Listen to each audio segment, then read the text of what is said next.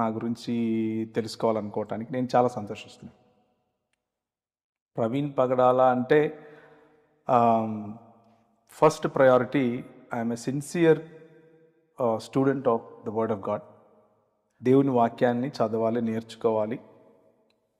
దేవుని వాక్యంలో దేవుని రాజ్యం గురించి ఏం చెప్పింది అన్న విషయాన్ని నేర్చుకోవటానికి, దాన్ని 10 మంది దగ్గరికి తీసుకెళ్ళటానికి, అలాగే దేవుని రాజ్య విలువల్లో బ్రతకటానికి ప్రయత్నం చేసే ఒక మామూలు మనిషిని.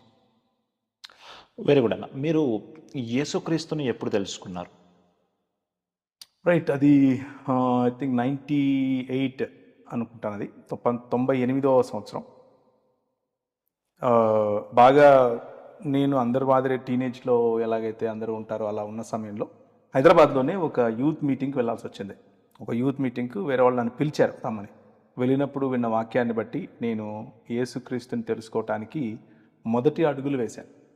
ఆ మొదటి అడుగుల్లోనే నేను స్వీకరించింది ఏమీ లేదు, కానీ కొద్ది రోజులు పట్టింది. కొద్ది రోజులు అధ్యయనం, కొద్ది రోజులు సహవాసం, కొద్ది రోజులు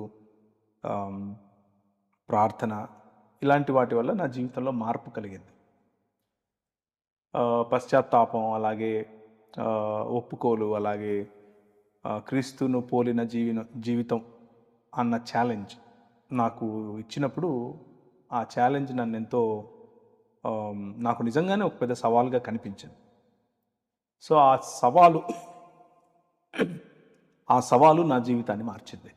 సో నేను అప్పటి నుంచి క్రీస్తు అనుచరుడుగా ఉన్నాను. చాలా బాగుందన్న. మీరు మీ ఇనిషియల్ డేస్ ఆఫ్ మినిస్ట్రీలో మీరు మిషనరీగా నార్త్ ఇండియా ప్రాంతంలో మిషనరీ వర్క్ చేశారని విన్నాము. అసలు మిషనరీగా వెళ్ళాలనే ఆలోచన ఎందుకు కలిగింది మీకు?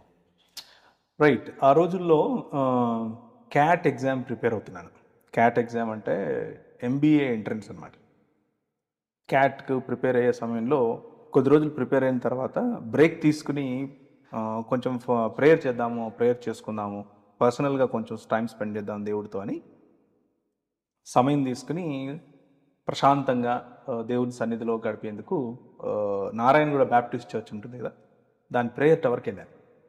ప్రేయర్ టవర్లో ప్రార్థన చేసుకునే సమయంలో ఆమోసు గ్రంథం ద్వారా ప్రభు నాతో మాట్లాడాడు. అనేక కల్దీయులు తెల్లబట్టలు వేసుకుని యేసు ప్రభు చేతులు చాచి ఉంటే ఆయన దగ్గరికి పరిగెట్టుకుంటూ వస్తున్నట్లుగా నేను ఒక దర్శనం చూశాను.